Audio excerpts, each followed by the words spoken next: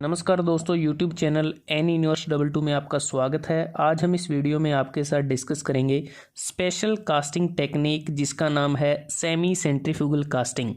और यह एक नॉन मेटालिक मोल्ड कास्टिंग है और उसमें भी सेंट्रीफ्यूगल कास्टिंग के अंतर्गत आती है, क्योंकि सेंट्रीफ्यूगल कास्टिंग 3 टाइप की होती है: true centrifugal casting, semi centrifugal casting और सेंट्रीफ्यूजिंग कास्टिंग। तो आज बात करेंगे सेमी सेंट्रीफ्यूगल कास्टिंग के बारे में, विस्तार पूर्वक डिस्कस करेंगे। सेमी सेंट्रीफ्यूगल कास्टिंग में भी ट्रू सेंट्रीफ्यूगल कास्टिंग की तरह मोल्ड को उसके एक्सिस के अबाउट रोटेट किया जाता है।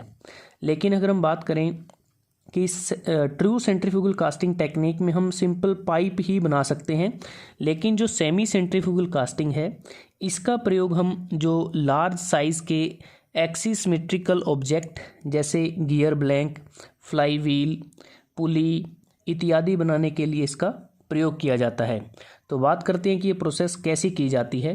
तो यहाँ पर बहुत सारे कंपोनेंट आपके सामने हैं। यहाँ एक रोटेटिंग टेबल है जिसके ऊपर एक होल्डिंग फिक्सचर रखा गया है। होल्डिंग फिक्सचर पर अगर देखें पूरा एक फ्लास्क है जिसका जो लोअर पार्ट वो ड्रैग है और अपर पार्ट को हम कोप कहते हैं।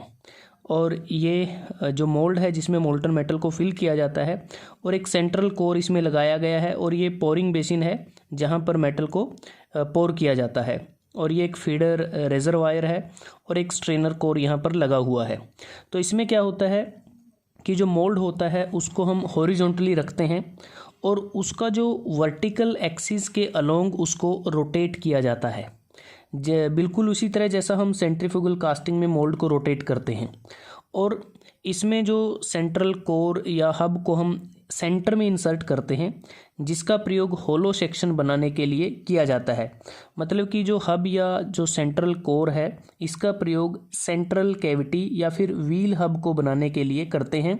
जैसा आप इस डायग्राम में देखें, ये जो पार्ट है जो सेंट्रल कोर आपको नज़र आ रहा है ये वाला, तो इसमें इस प्रकार इसके प्रयोग से हम इंटरनल शेप बनाने में हमें मदद मिलती है।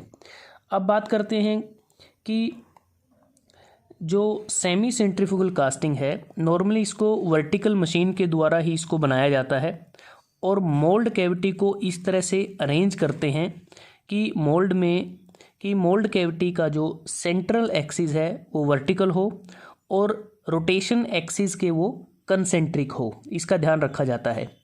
और जब मोल्ड को वर्टिकल एक्सिस के अलोंग इसको रोटेट करते हैं, जो मोल्ड का जो आउटर पोर्शन है वो प्योरली सेंट्रीफ्यूगल एक्शन की मदद से फील किया जाता है और इसके बाद लिक्विड मोल्टन मेटल मोल्ड के सेंटर की तरफ अप्रोच करता है और सेंट्रीफ्यूगल कंपोनेंट कम होने लगेगा, जिसके कारण बाद में ग्रेविटी कंपोनेंट बढ़ने लगेगा। इसलिए कोर को सेंटर में इंसर्ट करते हैं होलो सेक्शन कैविटी को बनाने के लिए बिना सेंट्रीफ्यूगल फोर्स के।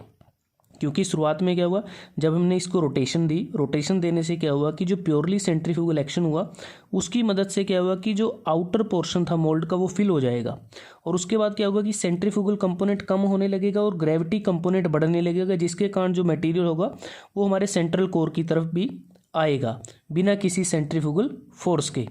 और इस प्रोसेस में सेंट्रीफ्यूगल फोर्स का प्रयोग सिर्फ एक्सिस सिमेट्रिकल पार्ट या ऑब्जेक्ट की यूनिफॉर्म फीलिंग के लिए करते हैं। अगर हम बात करें स्पिनिंग स्पीड की, किस स्पीड से हम इसको रोटेट करते हैं, जो स्पिनिंग स्पीड होती है वो ज़्यादा नहीं होनी चाहिए। मतलब कि ट्रू सेंट्रीफ्यूगल कास्टिंग के मुकाबले स्पीड कम होनी चाहिए।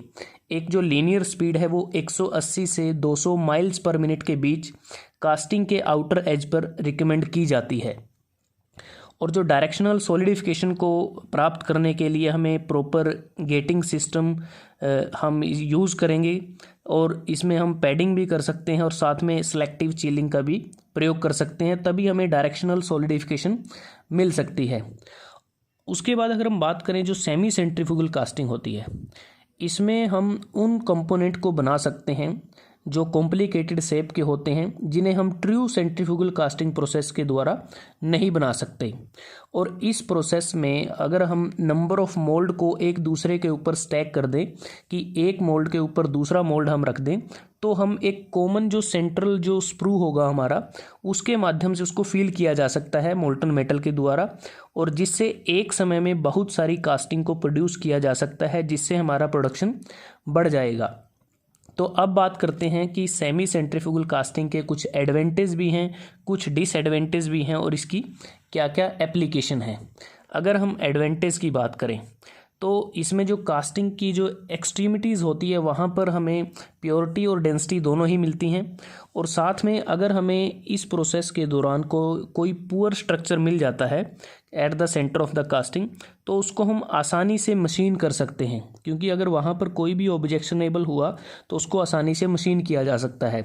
इसके अतिरिक्त अगर दूसरे एडवांटेज की हम बात करें, जो कास्टिंग हमें मिलती है वो काफ़ी डेंस होती है और उसकी बढ़िया मैकेनिकल प्रॉपर्टीज़ होती हैं, और यूनिफॉर्म सॉलिडिफिकेशन होने के कारण कास्टिंग डिफेक्ट भी कम हो जाते हैं। दूसरा, कंपोनेंट की मास प्रोडक्शन बिल्कुल आसानी से की जा सकती है, और जो परसेंटेज ऑफ रिजेक्शन होती है वो भी कम रहती है। अब बात करते हैं डिसएडवांटेज की, कि इस प्रोसेस में हमें ज़्यादा मेंटेनेंस की रिक्वायरमेंट होती है, और ये जो प्रोसेस होती है ये एक लिमिटेड डिज़ाइन आप कर सकते हैं। मतलब कि सिर्फ ये जो प्रोसेस है एक्सिसिमेट्रिकल ऑब्जेक्ट के लिए ही होती है, तो लिमिटेड है इसमें जो काम हम कर सकते हैं। और इस प्रोसेस को हम एवरी मेटल के लिए करना संभव नहीं है, और साथ में इसको करने के लिए हमें स्किल्ड ऑपरेटर की ज़रूरत होती है, और जो इक्विपमेंट हम यूज़ करते हैं, जो सेटअप कॉस्ट होती है, वो इसमें ज़्यादा रहती है। तो बात करते हैं कि इस प्रोसेस की एप्लीकेशन क्या है। अगर आप डायग्राम में देखें, इसकी मदद से व्हील बना सकते हैं, व्हील विद स्पोक्स बनाए जा सकते हैं, गियर ब्लैंक बना सकते हैं, रिंग्स बना सकते हैं, सीव बना सकते हैं जिसे हम चरखी कहते हैं।